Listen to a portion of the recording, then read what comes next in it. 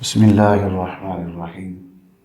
آج ہم 28ویں پارے کا خلاصہ پڑھیں گے۔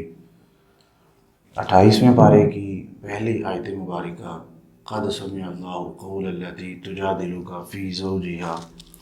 وتشتکی الی اللہ واللہ یسمع تحاورکما ان اللہ سمیع بصیر۔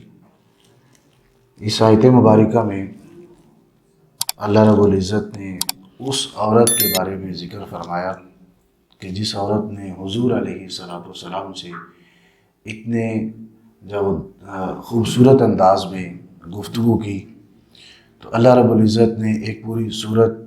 کچھ آیات اس عورت کے حق میں نازل فرمائی۔ تو اس پارے کے جو پہلی صورت ہے وہ سورۃ المجادلہ وہ اسی مناسبت سے رکھی گئی۔ سورۃ مجادلہ، المجادلہ کا معنی ہوتا ہے باہم لڑائی کرنا، یعنی کسی سے لڑنا۔ وہ عورت جس انداز سے حضور علیہ السلام سے بات کر رہی تھی تو اللہ کو بڑی بات کرنا پسند آئی۔ ایک صحابی تھے حضرت اوس بن صامت رضی اللہ تعالیٰ عنہ، انہوں نے وہ اپنی زوجہ کو وہ یہ کہہ دیا کہ تو ایسے ہے جیسے میری ماں ہے۔ اور ابھی جب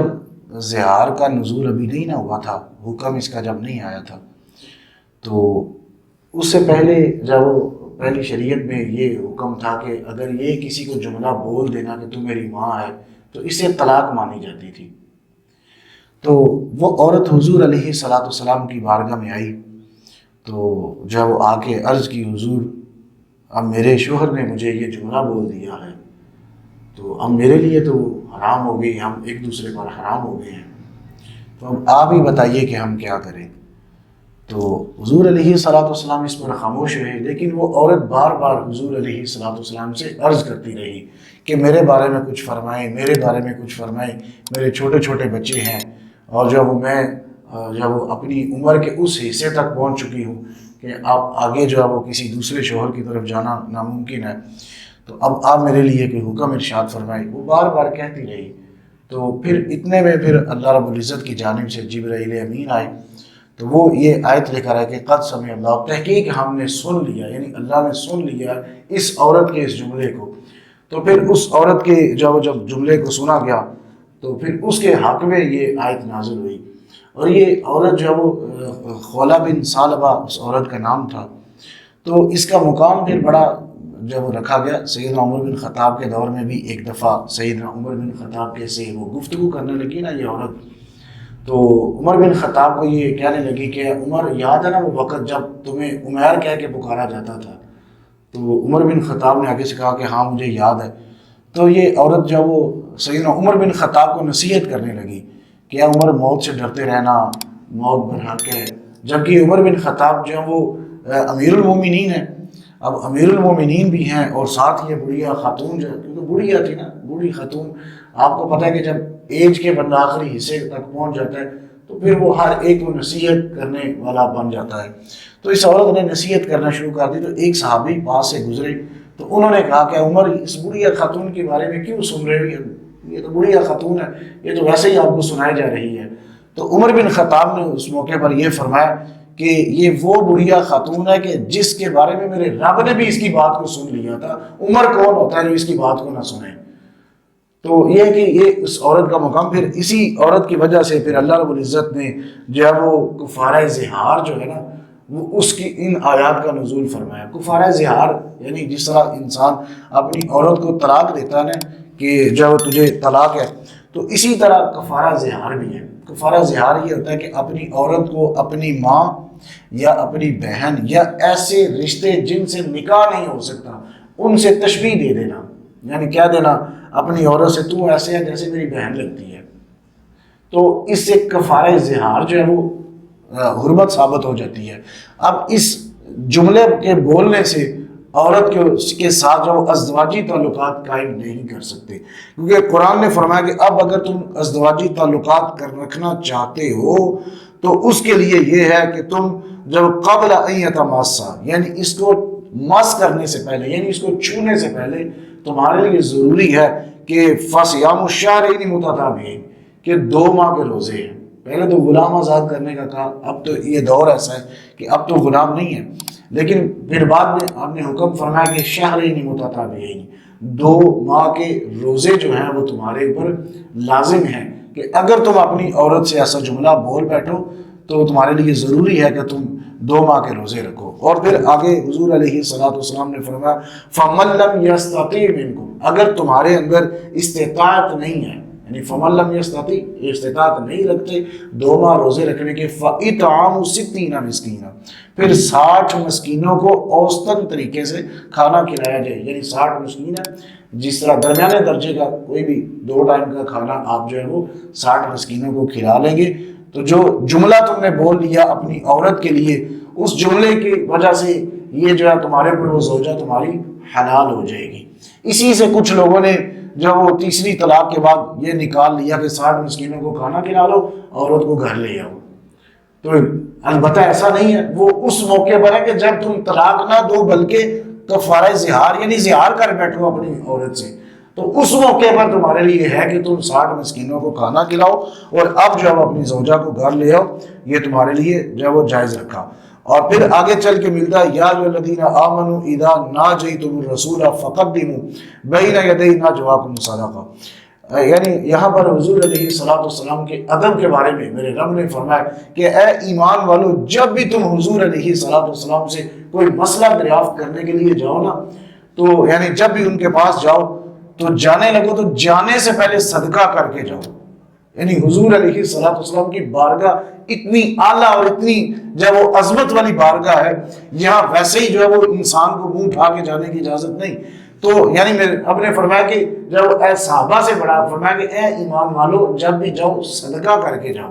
ہم تو منہ اٹھا کے چلے جاتے ہیں، وہاں پہ جا کے وہ موبائل یوز کرتے ہیں، یا وہ واجد شریف کے قریب سے گزرتے ہوئے تو ہم تو خیال ہی نہیں کرتے کہ یہ کتنی یہ عظمت والی جگہ ہے، کتنی پاکیزہ جگہ ہے، اس کی حرمت کا بھی ہم خیال نہیں کرتے۔ لیکن میرے رب نے فرمایا صحابہ کرام سے، جبکہ صحابہ کرام کا ایمان ہمارے سے تو بہت اعلیٰ درجے کا ہے، ہم ان کی جو ہے وہ ایک نیکی تک بھی نہیں پہنچ سکتے، ساری زندگی کی نیکیاں کر لیں، ہم تو ان کے جو وہ پاؤں کی خاک تک نہیں پہنچ سکتے، اتنے وہ اعلیٰ ترین درجے کے وہ انسان تھے۔ اللہ رب العزت نے صحابہ کرام کو وہ درجہ عطا فرمایا۔ تو اللہ رب العزت نے ان صحابہ کرام سے یہ فرمایا کہ جب بھی حضور علیہ السلام کی بارگاہ میں جاؤ تو پہلے صدقہ کرو، پھر اس کے بعد وہاں پر جاؤ۔ پھر وہ آتا ہے کہ سیدنا علی مرتضیٰ شیر خدا واحد وہ ہیں کہ جنہوں نے اس پر عمل کیا تو ابھی موقع ہی نہیں ملا تھا کسی اور کو پاس جانے کا، پھر اللہ رب العزت کی طرف سے مزید آیت کا نزول ہوا کہ ذالکم خیر لکم وأطہر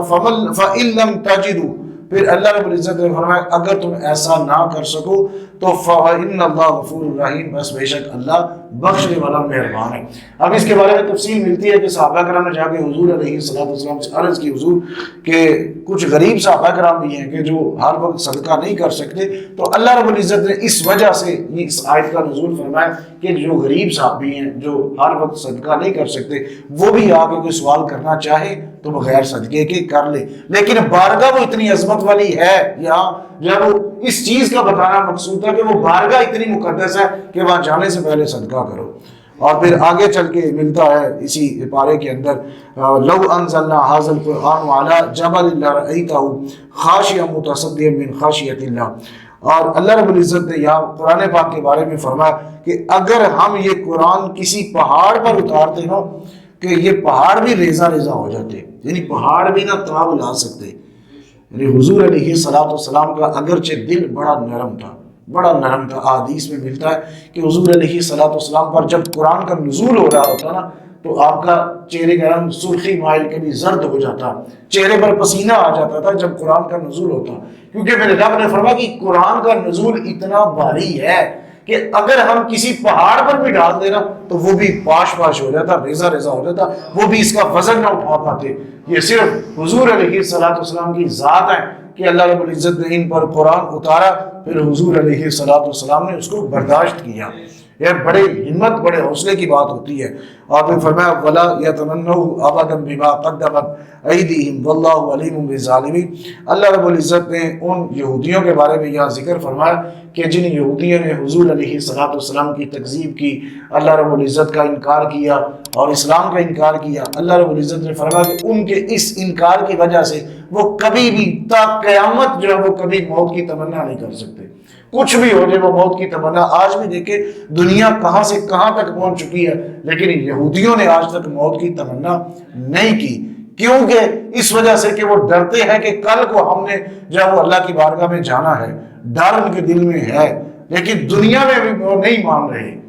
مان رہے تو پھر ایک دن تو اس کے حضور جانے نا، وہ اپنے انجام سے ڈرتے ہیں، اس وجہ سے وہ موت کی تمنا نہیں کرتے۔ اور پھر فرمایا یا ایھا الذین آمنوا قوا انفسکم واہلیکم نارا، اللہ رب العزت نے فرمایا کہ اے ایمان والو خود بھی آگ سے بچو اور اپنے اہل والوں کو بھی اس آگ سے بچاؤ، وقودھا الناس والحجارہ، جس آگ کا ایندھن انسان ہے اور پتھر ہے۔ یعنی یہاں جہنم کی آگ سے بچنے کا حکم میرے رب نے جب وہ اس پارے کے اندر یہ فرمایا کہ اس آگ سے بچ جو جس کا ایندھن انسان ہے۔ جس طرح جب وہ مشینری چلانے کے لیے یا تو بجلی کی ضرورت ہوتی ہے یا جو وہ فیول پیٹرول ڈیزل کی ضرورت ہوتی ہے، اسی طرح جہنم کو بھڑکانے کے لیے اس کا نظام چلانے کے لیے انسانوں کو اندر ڈالا جاتا ہے یا پتھروں کو ڈالا جاتا ہے۔ تو اللہ رب العزت نے فرمایا اگر اس آگ سے بچنا چاہتے ہو تو خود بھی بچاؤ اپنے آپ کو اور اپنے اہل والوں کو بھی اس آگ سے بچاؤ۔ کیسے؟ اللہ رب العزت کی فرما برداری کرتے ہوئے اور ان چیزوں کو ترک کرتے جن چیزوں کو اللہ رب العزت نے جب وہ بچنے کا حکم دیا، اور ان چیزوں کو کرے جن کو میرے رب نے کرنے کا حکم دیا۔ اللہ رب العزت سے دعا ہے جو سنا سنایا اس پہ عمل کی توفیق عطا فرمائے۔